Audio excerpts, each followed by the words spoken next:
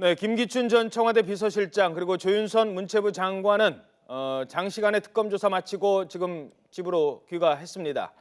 청문회에서도 법망을 요리조리 피해가면서 모르쇠로 일관했었는데 과연 특검에서는 어떤 진술을 내놨을까요? 이 얘기 좀 나눠보고 잠시 뒤에 이재용 부회장 얘기도 살펴보도록 하겠습니다. 백성문 변호사, 최영일 시사평론가입니다. 안녕하십니까? 네, 안녕하세요. 자, 먼저 이제 두 사람 얘기, 시간은 많지 않을 것 같아요. 먼저 조윤선 전 장관, 현 장관, 지금 먼저 마지막까지 조사를 받고 갔는데 오늘 얘기는 많이 했다, 이런 얘기를 했거든요. 어떤 조사가 이루어졌을까요? 일단 지금 21시간 정도 조사를 받은 걸로 지금 알려져 있는데요. 그래서 오늘 새벽에 이제 귀가를 했죠. 그러니까 지금까지 조윤선 장관은 이 블랙리스트의 존재에 대해서 몰랐다가 1월 초에 문체부 장관 되고 나서 이게 나중에 문제가 되니 확인해 보니까 있다더라, 보고를 받았다. 여기까지 이제 청문회를 통해서 알려진 사실이잖아요. 예. 근데 조윤선 장관의 그 청문회 발언과 달리 실질적으로 그 전에 조사를 받았던 정관주 차관이나 신동철 비서관이나 여기에서 조윤선 장관도 개입돼 있다는 어느 정도의 진술이 좀 나왔던 걸로 보이고요. 그렇죠. 특검에서 예. 그 부분에다가 그리고 이제 문체부 직원의 하드디스크를 복구하는 과정에서 조윤선 장관이 블랙리스트 관련된 지시를 했던 정황이 파악이 됐다라는 게 증거도 나왔고. 네, 그 특검의 입장이었어요. 그러니까 그 부분과 관련해서 조윤선 장관이 어제 어떤 입장을 피력했는지 모르겠지만 시간이 이렇게 장시간 거의 이렇게 21시간 정도 지속이 됐다라면 아마도 조윤선 장관은 부인하는 모양새를 계속 취했을 가능성이 많고요. 이제 객관적 증거와 조윤선 장관의 진술이 불일치하는 부분과 관련해서 이제 특검이 이러면 증거인멸의 우려나 이런 부분이 있을 수 있다라고 판단을 해서 구속영장 청구할 가능성이 높지 않을까. 현재는 좀 그렇게 보고 있는 상황입니다. 최근에 청문회에서 그동안 블랙리스트 관련 의혹을 부인해 왔습니다. 어제 특검이야 우리가 어떻게 조사 내용을 공개가 되지 않으니까 못 봤는데요. 청문회에서는 이렇게 얘기했습니다. 비슷한 진술했을까요? 그 내용 좀 들어보도록 하시죠. 결단코 사실이 아니라는 말씀이네요. 저에게 1000번 만번을 여쭤보셔도 제 대답은 같습니다. 결단코 사실이 아닙니다. 오늘 특검 조사에 성실히 임하겠습니다. 성실히 조사에 임했습니다. 지금 블랙리스트 작성과 관리에 대해서 인정하셨습니까? 다 말씀드렸습니다. 조금은 좀 초췌해 보이는데요. 어떻게 보일까요? 저 표정의 의미는 뭘까요? 일단은 들어갈 때와 나올 때 표정의 변화는 없어요. 예. 그러니까 사실은 아까 백성훈 변호사의 예측처럼 모른다로 21시간 동안 일관했을 가능성이 있다. 예. 그런데 특검 입장에서는요, 이 강요에 의한 자백을 받아내는 그런 지금 조사는 아닙니다. 그러니까 확인 절차를 다 거치는 건데 시간이 장시간 걸릴 만큼 어찌 보면 쌓여 있는 증거가 많았다. 당사자에게 확인은 다 해야 되는 것이죠. 물론 이 중간에 휴식 시간이 적지 않게 있다고 합니다만 그럼에도 불구하고 조윤선 장관은 들어갈 때 나올 때 표정으로는 특별히 새로운 진술을 보탠 것은 없어 보이고요. 이제 나머지는 특검의 몫이죠. 증거와 진술을 어떻게 법리적으로 구성하느냐. 그런데 저도 예견컨대는 사전 구속영장을 청구할 것으로 예견을 해봅니다. 아마 두 사람에 대해서 다 구속영장은 청구가 되지 않을까라는 얘기들이 그렇죠. 많습니다. 또 다른 한 사람이 바로 김기춘 전 비서실장, 왕 실장, 법꾸라지, 정말 이 여러 가지 정황들이 많이 나오고 별명도 많습니다.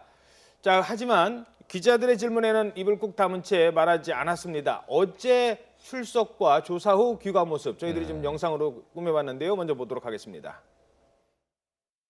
정부 지원 배제 명단 아직도 모르십니까? 블랙리스트 하고 들어가시죠. 블랙리스트 작성과 지시에 관여하신 점 맞습니까?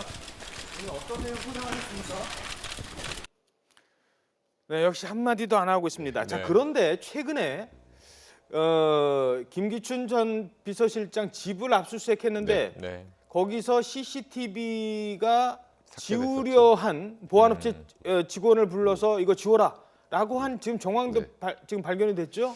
그 부분이 굉장히 좀 예민한 부분이었는데요. 그 당초에 이렇게 알려졌었죠. 집 주변의 CCTV를 전부 삭제했다. 근데 특검이 언론에 알리지 않고 그걸 복원을 했습니다. 그걸 복원을 하고 김기춘 실장도 전혀 모르는 상태에서 이제 그걸 다 확인해 보니까 굉장히 다량의 물품이 무언지는 확인이 안 되지만 바깥으로 나간 정황이 확인이 된 거예요. 디지털 포렌식 방식으로 확인을 하는데 뭔가 거기 사람이 하나 잡혔다면서요? 사람도 잡히고 많은 물건들이 나가는 게 잡혔어요. 근데 이제 그게 이제 언론에 알리지 않았죠. 이게 몰래, 그러니까 기밀성을 가지고 수사를 진행해 왔었는데 결국 그 물건들이 어디로 갔는지는 확인을 못했습니다. 근데 이제 김기춘 실장 얘기만 나오면 항상 뭐 그 명패 있잖아요. 예. 명패를 찾아라 뭐 이런 기사까지 나왔던 게 청와대에서 있었던 모든 흔적을 지운 거예요. 김기춘 예. 실장이. 그러니까 그래서 굉장히 자신 있게 지금까지 청문회에서 모릅니다, 아닙니다, 저는 전혀 알지 못합니다 이런 얘기만 해왔는데 예.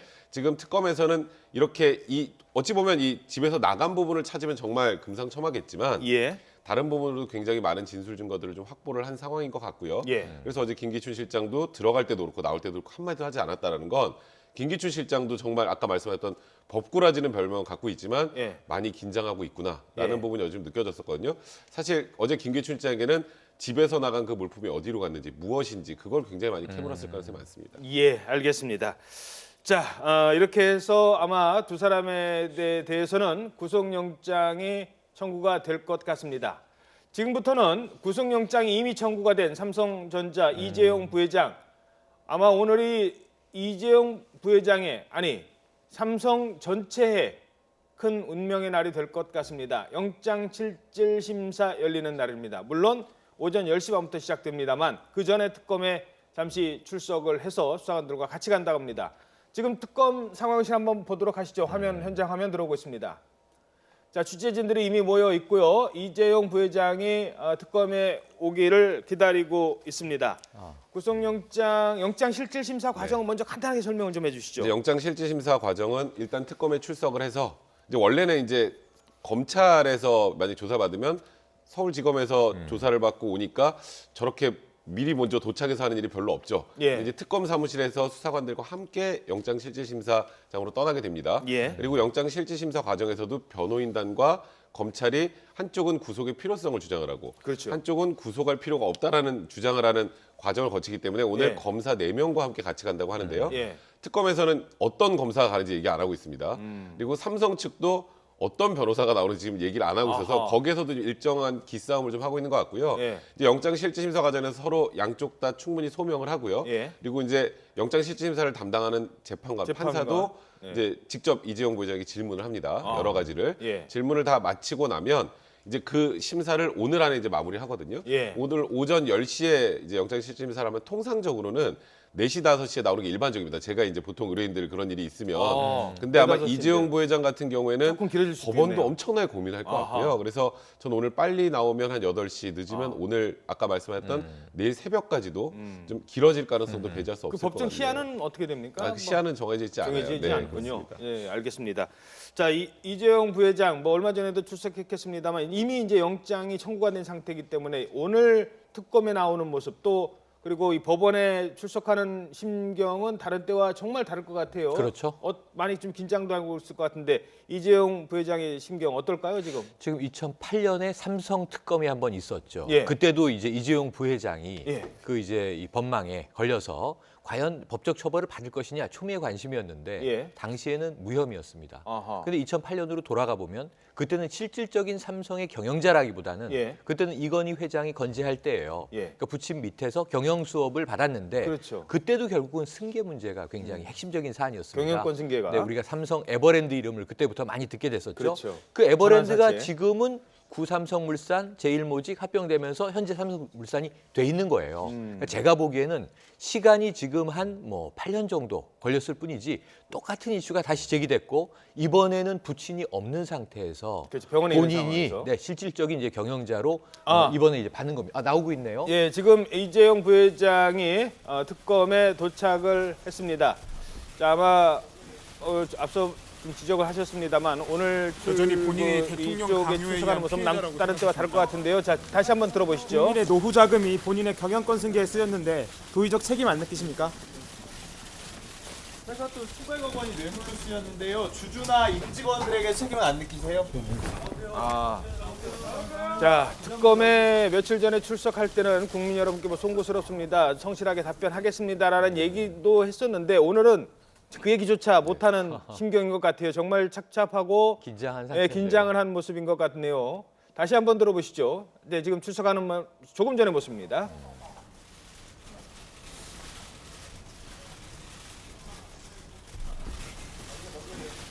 네, 수행원들은 따라하지 않고요. 변호인만 여전히 본인이 가방을 든 대통령 변호인만 강요에 옆에 의한 있었습니다. 피해자라고 취재진들의 질문을 하는데요. 국민의 노후 자금이 본인의 경영권 승계에 쓰였는데 도의적 책임 안 느끼십니까? 회사 돈 수백억 원이 뇌물로 쓰였는데요. 주주나 임직원들에게 책임은 안 느끼세요? 네, 기자가 국민의 노후 자금, 국민연금공단의 이제 자금이 이제 찬성표를 던졌으니까요. 이 부분에 대해 질문했고 주주의 책임을 짓지 않느냐. 제가 이따가 질문을 드리려고 했는데요. 주주 얘기가 나왔으니까 네. 반대를 했던 주주가 있어요. 그게 네, 바로 그렇죠. 엘리엇인데 엘리엇이라고 해서 무슨 선한 우리 영화에서 말하는 선한 사람이냐 주인공이냐 아니거든요. 헤지 펀드죠. 사실 헤지 펀드예요. 네. 거기서 반대를 했어요. 자 이렇게 되면 그래서 만약에 구속이 돼서 재판을 받게 되면 엘리엇이 또 반격에 나올 가능성 어떻게 보십니까? 극단적으로 그 뭐 합병을 무효하긴 힘든 상황이고요. 예. 이미 진행이 다 끝난 거기 때문에 본인들이 거기에서 입은 손해, 이게 합병 과정이 불법적으로 진행됐다면 그걸 통해서 우리가 입은 손해를 추산한다면 그걸 기초로 해서 소송을 제기할 가능성은 배제할 수 없습니다. 엘리엇은 헤지 펀드이기 때문에 그럴 가능성이 좀 커 보이죠. 네, 어떻습니까? 그러니까 그건 저도 개인적으로 생각할 때 일단 이번에 이재용 부회장이 구속이 되고 만약에 이제 나중에 뇌물죄로 유죄 판결을 받게 된다면 예.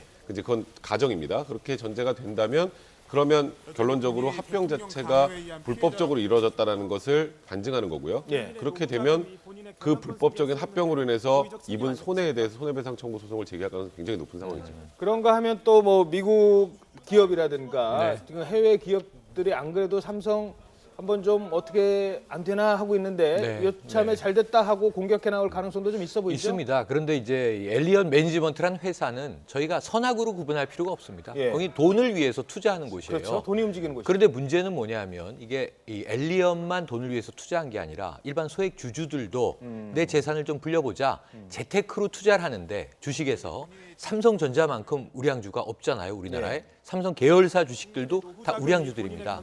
그런데 제일모직이나 삼성물산이 투자를 했는데 이게 1대 0.35라고 하는 비율로 합병 비율이 확정되면서 누군가 손해를 본 주주가 있다. 그렇다면 엘리엇은 엘리엇 자신의 이익을 추구하는 것이고요.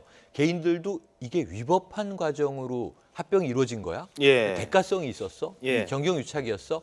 그렇다면 사실은 소액 주주들도 또 모여서 예. 소송 가능성이 있어요.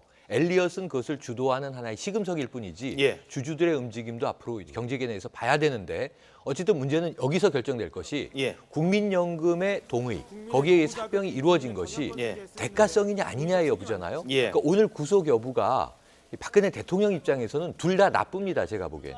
삼성이 강요를 받았다. 예. 누가 강요한 거예요? 대통령이 강요한 그렇죠. 거잖아요. 대통령의 죄를 명키는 어려워요. 대가성이 없다 하더라도 네, 하더라도 그냥 네. 특검은 이건 뇌물이다. 그러니까 뇌물이 중요한 이유는 형량이 훨씬 중형해. 그렇죠. 큰 죄로 이제 인식될 뿐 아니라 예. 뇌물죄는 탄핵에도 직접 영향을 줄 수 있기 그렇죠. 때문에 박 대통령 입장에서는 더 위험한 겁니다. 현재. 예.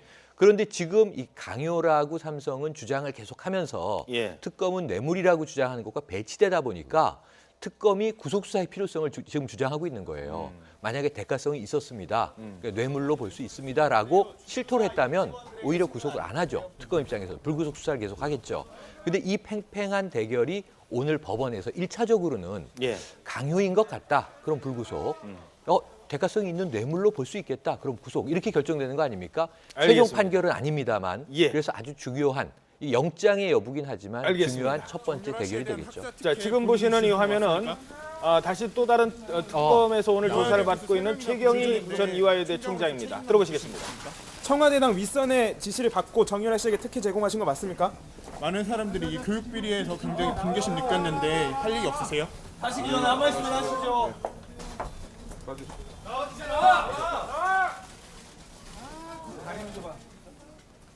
자 역시 아무 말도 네, 안 아무 말도 없습니다. 오늘 출석하는 사람들 대부분 왜냐하면 이제 오늘 조사는 영장이 청구되느냐 아니면은 이재용 부회장처럼 아예 구속이 되느냐 이런 여부이기 때문에요. 이 여부를 가리기 때문에 다른 때와는 더 다를 것 같습니다. 자 다시 한번 보시죠. 조금 전에 특검에 도착한 최경희 전 이화여대 총장입니다. 어제 구속된 김경숙 정유라 씨에 대한 학사 특혜 본인이 지시한 거 에게 맞습니까? 함께 공모를 해서 이화여대 이대 교수 3명이나 특혜를 부주전인데 줬다. 이대 총장으로서 특혜를 책임감 정유라에게 줬다라는 혐의를 청와대당 받고 윗선의 지시를 있습니다. 받고 정유라 씨에게 특혜 네, 제공하신 거 맞습니까? 자 최경희 많은 총장은 사람들이 지금 굉장히 어떤 분개심 혐의는 좀 말씀을 드렸습니다만 어떤 입장입니까? 그러니까 일단 최경희 총장은 최순실 씨를 학부모와 뭐 학생과 학부모의 관계를 학교 찾아서 한두 번 봤다 정도로만 진술했잖아요. 그렇죠. 지금까지. 근데 그 전에 이미 3명의 이대 교수가 지금 구속이 돼 있습니다. 어제 그렇죠. 김경수 학장을 포함해서. 예. 근데 최경희 총장이 지금까지 계속 그렇게 얘기하면서 본인은 절대 특혜를 준 적이 없다라고 주장을 해왔는데 지금 나와 있는 것들이 너무 많이 나와 있습니다. 거기다가 최경희 총장이 그러니까 이게 통화 내역이 딱 복구되는 게 1년입니다. 1년 거까지만 복구가 가능한데 네. 2016년도에만 최순실 씨와 20차례를 넘게 전화를 했어요. 그러면 최순실 씨를 입학한 학부모와 뒤에도. 학생과의 관계로 그냥 한두 번 봤다는 이미 거짓말이라는 게 거기서 이제 들통이 난 거고요. 예. 그래서 이제 청문회에서 위증한 혐의까지 이제 추가가 될 가능성이 많고 그 업무방해 혐의에 일단 이대 내에서는 정점에 있는 게 최경희 총장이라고 보는 게 일단 특검의 입장입니다. 근데 여기서 더 큰 문제는 최경희 총장이 끝이냐? 예. 그 윗선이 더 있느냐? 그 윗선이라면 뭐 박근혜 대통령이 될 수도 있고 아니면 최순실 씨일 수도 있고 이제 그 부분을 더 추적하는 게 오늘의 특검의 1차적 목표고 지금 3명이 구속되고 최경희 총장도 오늘 만약에 계속 모르쇠 아니다라고 부인할 경우에는 사전구속영장 청구될 가능성이 굉장히 높은 상황입니다. 우선은 윤리적으로 아까 이제 뭐 이재용 부회장 기업인도 법과 윤리를 당연히 지켜야죠. 그러면서는 이게 만약 사실이라면 지탄받을 지금 일이 벌어지고 있는 것인데 특히 최경희 전 총장 관련해서는요. 이번에 국민들이 교육자에 대한 실망이 너무나 커요. 예. 하루의 청문회는 거의 교육농단, 이대 사태에 대한 청문회였는데 사실 이번 사태의 네. 시작은 이대에서 그렇습니다. 이 정유라 문제 때문에 또 네. 촛불 집회에도 수많은 중고생이 나온 것이 네. 아니 말 있으면 저렇게 우대받고 우리 저놈은 부모님은 부모를 말을 못 원망해 사주느냐. 이 말 한마디였거든요. 그 상황이었거든요. 그런데 지금 교육자들이 여기서 저는 정말 지금 최경희 전 총장 들어가면서 이 무리를 빚은 것에 대해서 예. 이대와 국민들과 교육계에 사과를 해야 돼요. 송구하다는 말 한마디는 해야 돼요. 지금 저는 굉장히 뻔뻔스럽다고 생각을 하는데 예. 여기서 또 한 가지 문제가 있는 것이 특검이 만약에 최경희 총장이 저 골프 안 치는데요. 골프장에서 목격됐다는 얘기가 많이 나왔는데 그렇죠. 누구와 쳤느냐? 최순실과 쳤다. 그러니까 모르는 관계가 아니라는 건 이미 입증되고 있는 것인데 또 하나.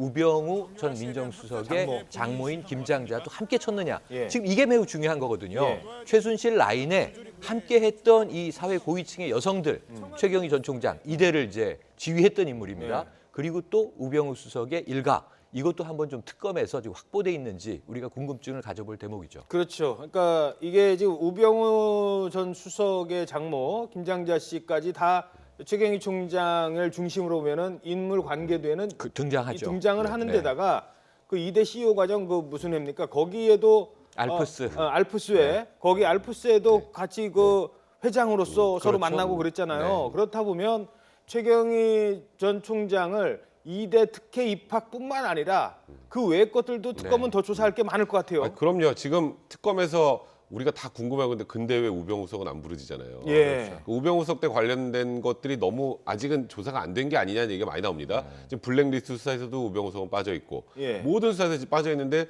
우병우 수석은 당연히 국민들이 생각할 때는 특검에 언젠가 출두하겠지라고 생각하는데 우병우 수석에 관련된 거 조금 전에 최경희 총장으로부터도 캐낼 것이 있고요.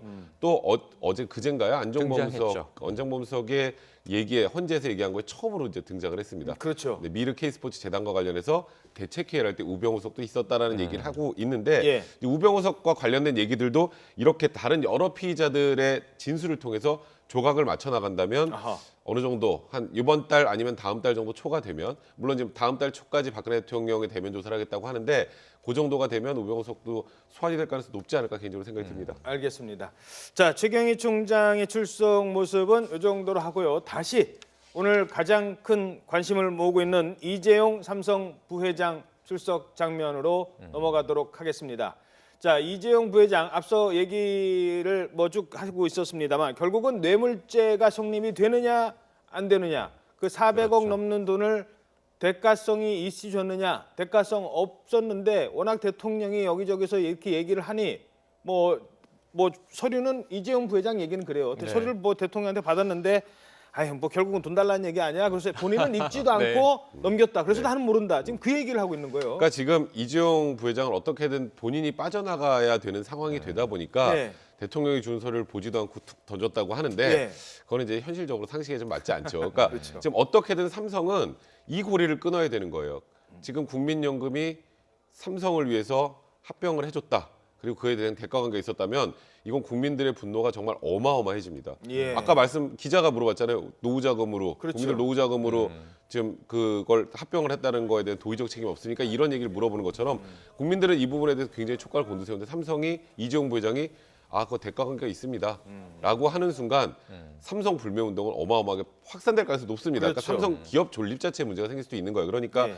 삼성 입장에서는 그거는 철저하게 분리를 해서 예. 이 합병은 그냥 정책적 판단으로 잘 된 거고 대신에 이 돈 준 거는 예. 대통령이 자꾸 이렇게 요구를 하니까 요구한 대로 안 들어주면 우리 또 삼성이 또 뭔가 페널티가 올 거 아니냐. 그래서 우린 줬다라는 게 삼성의 입장인데 특검은 지금 문용표 전 보건복지부 장관 구속 기소했죠. 1호로 구속 기소했습니다. 이재용 부회장 영장 청구하기 전 바로 직전에 그걸 보고 저는 특검이 이재용 부회장도 구속영장을 청구하겠구나. 이 고리는 끝났다라는 걸 특검이 상징적으로 보여줬다고 해야 될까요? 예. 이 연결고리가 어느 정도 맞췄다고 특검 판단하고 있는데 오늘 제일 중요한 거는 예. 미르 K스포츠 재단에 돈이 넘어간 걸 뇌물로 보고 있잖아요. 그렇죠. 이제 그게 뇌물로 되는 순간 나머지 기업들도 이제 전부 다 떨어야 됩니다. 그렇죠. 그 부분이 굉장히 중요한 거예요. 그 부분이 뇌물로 인정이 되느냐 안 되느냐가 굉장히 중요한 거고 또 하나 주목되는 건 지금 코레스포츠 그러니까 정유라에게 지원했던 승마 자금으로 지원했던 200억 원대는 제3자 뇌물죄가 아니라 뇌물죄로 보고 있단 말이에요. 예. 그러니까 경제적 공동체를 인정한 겁니다. 최순실과 박근혜 대통령의. 예. 이제 그런 부분이 오늘 인정될지가 굉장히 중요한 대목이라고 봐야 될 것 같습니다. 자, 그렇죠. 바로 그 부분입니다. 삼성이 뇌물죄면 SK 그다음에 롯데. 롯데 등등. 롯데는 뭐 줬다가 다시 돌려받았다고 합니다만 결국은 그것도 마찬가지. 아니요. 그게 정리해 드릴게요. 예. 지금 이 SK는 80억을 달라 최순실이 그 줄까 말까 고민하다 30억으로 낮춥시다. 예. 그러다 결국 깎아서. 거절했다. 예, 너무 거절했다는 위험성이 있어서 예. 롯데는 70억을 줬는데 예. 압수수색 들어오기 직전에 다시 돌려받았다. 그렇죠. 누가 이 롯데를 어찌 보면은 돈을 줬다고 하는 게 대가성인 것이 예. 수사를 좀 덜 받게 해주겠다라고 하는 대가일 가능성이 있는데 예. 돌려받았다고 하는 것은 다시 압수수색 들어오고 예. 롯데 수사를 했단 말이죠. 예. 여기에 대한 대가가 이루어지지 않으니까 직전에 돌려받았다. 이걸 누가 알려줬겠느냐? 청와대 내에서 그렇죠. 이런 이제 중요한 게 있는데 이 돈은 출연금이 아니에요. 그 기업들이 별도로 삼성에서 220억을 코레스포츠와 계약한 것처럼 예. 최순실이나 정유라에게 별도로 가기로 했던 돈이고 이미 돈들은 다 정경련 주도로 재계 순위별로 다 돈을 낸 겁니다. 그렇죠. 그러니까 이 삼성이 코레스포츠와 맺은 계약은 220억인데 이 중에 약 90억이 건너간 거고 문제는 204억은 별도로 정경련을 통해서 두 재단에 지원이 된 거예요. 그러니까 여기에 돈을 준 기업들은 53개 정도가 돼요. 예. 근데 재계 총수들만 해도 적어도 대통령을 독대한 사람이 7명, 8명 지금 나오고 있는 거 아닙니까? 이 기업들이 별도로 오가려고 했던 돈의 정황은 논외로 하고 정경련에 출연한 정상적으로 공식 이렇게 출연한 스포츠만 돈도 가지고도. 뇌물일 수 있다 하는 거기 때문에 이게 롯데의 70억과 SK의 80억 오고 간 돈은 아니고요. 하나는 갔다 온 돈이지만 예. 이건 빼고 나서 나머지 재단 출연금도 뇌물이다라고 하는 거는 어마어마한 지금 파괴력을 가진 거예요. 예. 그러니까 이 부분에 있어서 적어도 53개 기업 모두 떨 필요는 없는 것이 이규철 특검보가 하면서 자, 기업에 대한 조사는 최소화하겠다 이렇게 얘기를 했는데 예. 그럼에도 불구하고 부당한 청탁이 있었거나 대가성이 있는 기업들은 조사한다. 여기서 SK하고 롯데는 피해가기 어렵고 하나를 더 본다면 총수가 사명과 관련돼 있었던 기업 CJ가 있습니다. 그렇죠. CJ는 상당히 좀 이번 정권에서 탄압받은 분위기긴 하지만 요 대목은 또 딜의 여지가 있는 거거든요. SK도 네. 마찬가지고요. 그러니까 요 정도의 그룹 또는 이제 한화의 김승현 회장도 사면 되느냐 안 되느냐 예. 구속 상태는 아니었습니다만 예. 요 문제가 걸려 있었기 때문에 총수들이 독대한 기업 조양호 대한항공 회장도 독대했습니다만 예. 돈을 10억밖에 안 내서 야단을 맞았다는 그렇죠. 얘기가 나중에 나왔고요. 그래서 나중에는 조직위원장에서 또 예, 아웃되는데 그거는 또 이권 관계에 대해서 차단막을 했단 말이에요. 예. 그러니까 이런 사람들의 이번 정권과의 관계들이 조사된다면 적어도 재계 서열 5위 안의 기업들은 다 또 조사에 응할 수밖에 없는 것 아니냐는 생각이 듭니다. 제가 아주 짧게 하나만 좀 정리해드리면요. 그러니까 롯데는 70억을 받았다 돌려줬고 SK는 80억을 줄라다가 안 준 거잖아요. 아, 예. 그렇죠. 그것도 뇌물입니다. 그렇죠. 그러니까 이게 지금 실제로 돈이 건너가야 뇌물이라고 생각하시는 분들이 굉장히 많은데 예. 이재용 부회장 같은 경우에도 지금 그 승마 지원 관련해서 그 200억대 되잖아요. 220억. 220억 정도 되잖아요. 실제로 건너간 돈은 그 절반도 되지 않습니다. 90억. 근데 뇌물죄 총액은 200억, 220억으로 보고 맞습니다. 있잖아요. 그 부분을. 사인을 하는 순간. 쉽게 그렇죠. 말해서 뇌물죄라는 건 뇌물이 건너가야만 되는 게 아니라 뇌물을 받는 것, 뇌물을 요구하는 것, 뇌물을 받기로 약속한 것, 이거 다 뇌물죄입니다.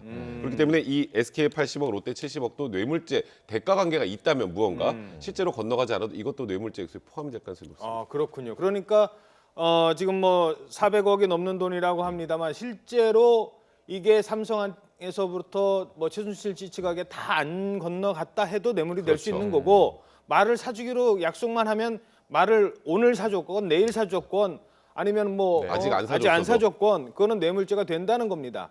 그 외에 아까 말씀드린 대로 정경련을 통한 두 재단의 출연금, 삼성은 204억, 220억과 별도입니다. 그렇죠. SK는 111억.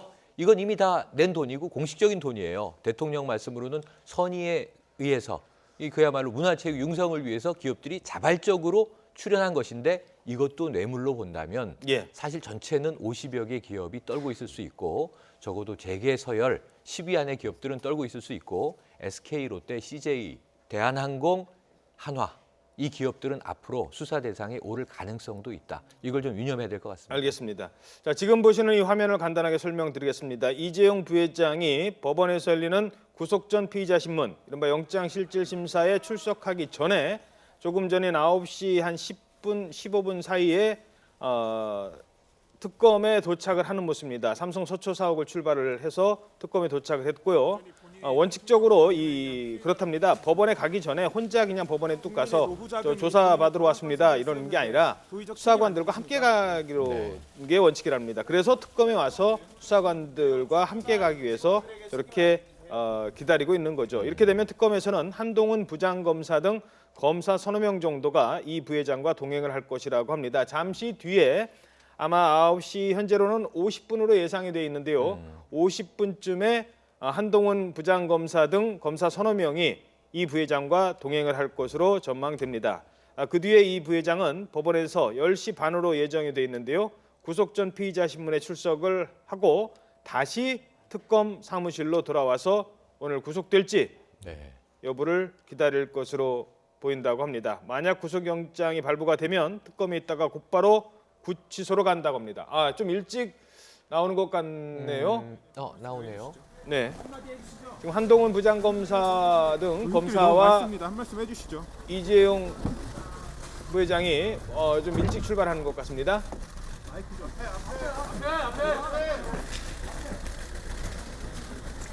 오늘 어차피 특검에서 이제 조사받는 건 아니니까요. 그렇죠. 아마 조금 더 일찍 법원에 가서 대기하는 게 낫다라고 판단한 것 같습니다. 그래서 예. 지금 좀 다소 일찍 나와서 이제 법원을 출발하는 그런 상황인 것 같아요. 예.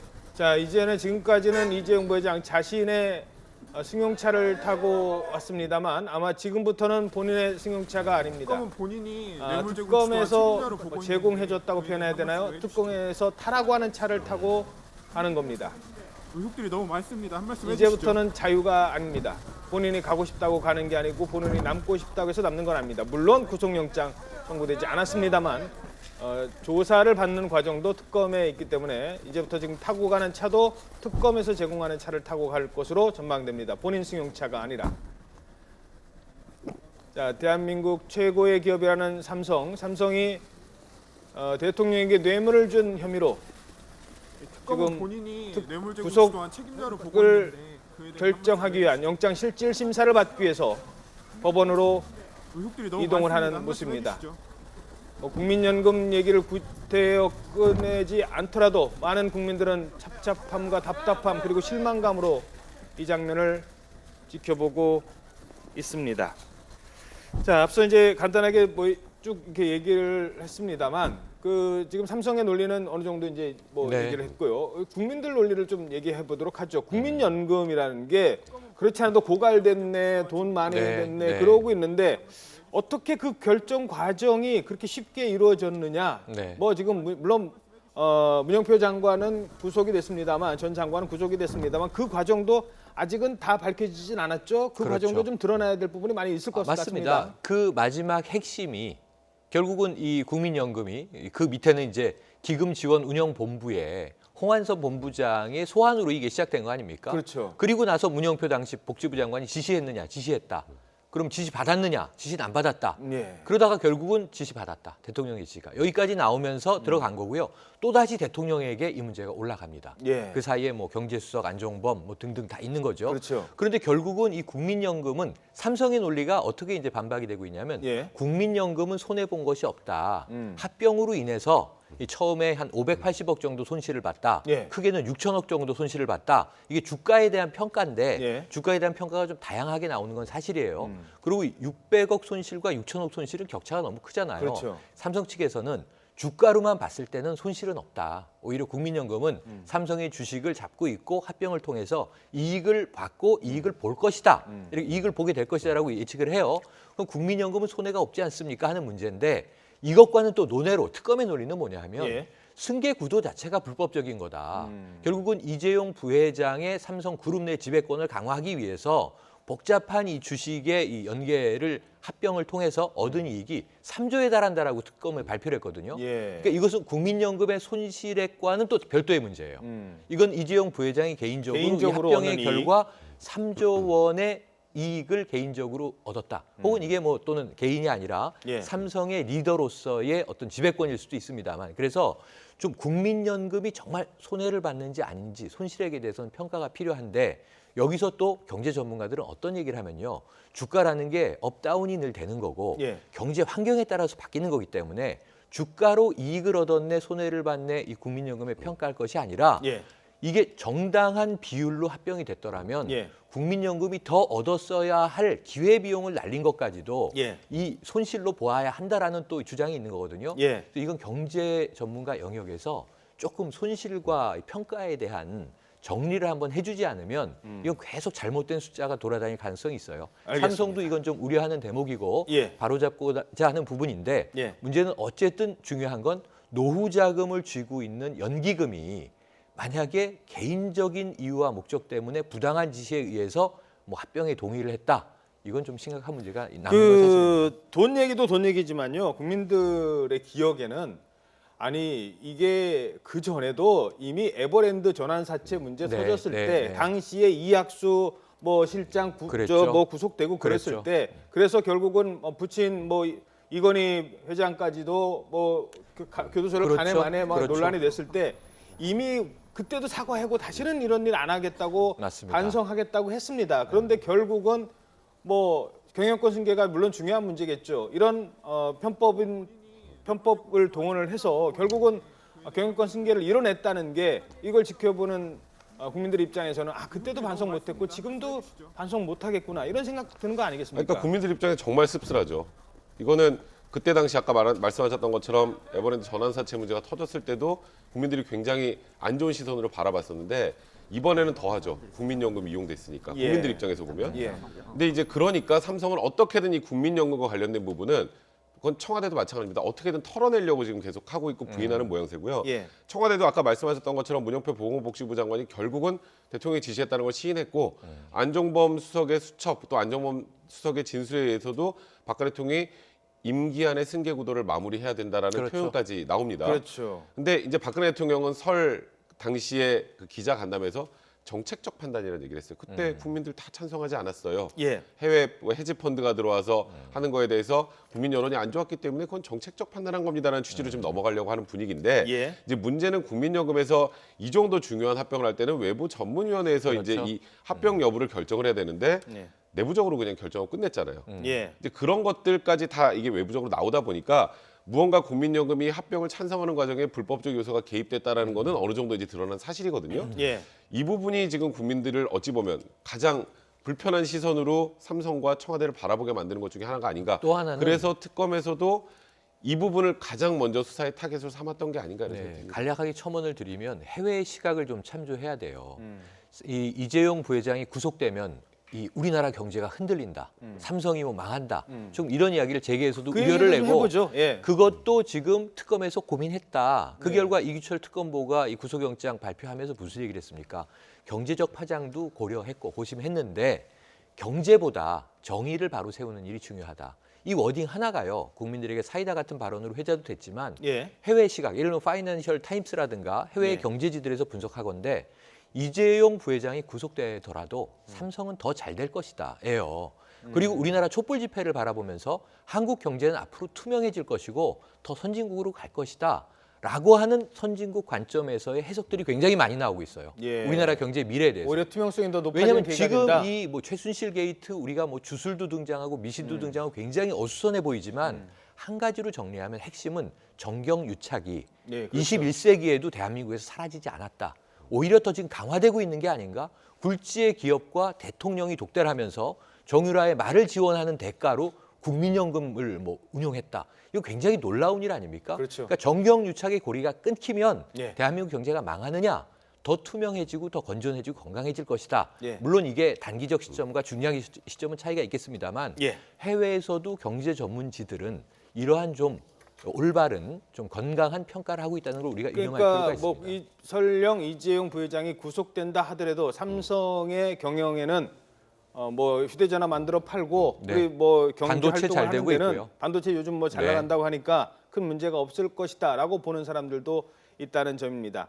하지만 뭐 경영권 승계 부분은 또 이제 다른 게 되겠죠. 그렇죠. 지금 뭐 경영권 승계가 제대로 이루어질지 뭐 지금 또 뭐 이부진, 이서진 또 다른 딸들도 네. 좀 있지 않습니까? 그렇죠. 뭐 이 집안이 다 이재용 부회장 한 사람으로 다 삼성이 이끌어간다라고 생각할 수도 없는 거고요. 그건 뭐 민감한 부분이니까 제가 지금 여기서 짚지는 않겠습니다. 지금 뭐 구속영장 실질 심사 받으러 가는 마당에. 그런데 제일 중요한 거, 제일 뭐 어려운 질문 드리죠.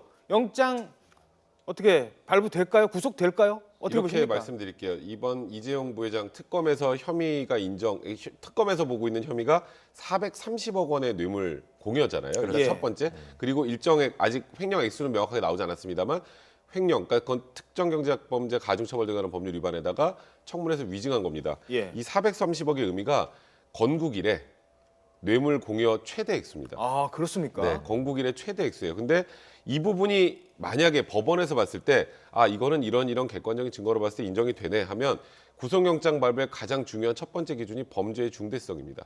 중대성은 충족이 될 거예요 아마. 이 정도인데 범죄의 중대성이 없다라고 보지는 않을 거고요. 아니 도주나 증거인멸 이런 그러니까 것 도주 우려는 빼고도, 없죠. 예. 그러니까 이제 범죄 중대성 그다음에 도주의 우려, 증거인멸의 우려인데 증거인멸의 우려는 상존하죠.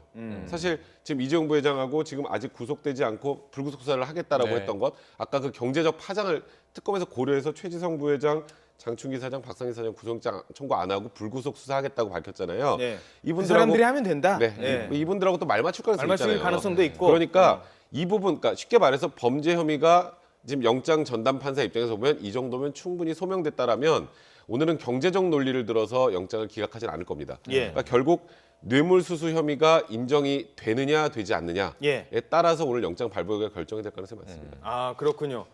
자 그리고 영장이 발부되느냐 안 되느냐의 또 하나의 지금 고려 사항은 이게 영장을 발부를 딱 되면 네.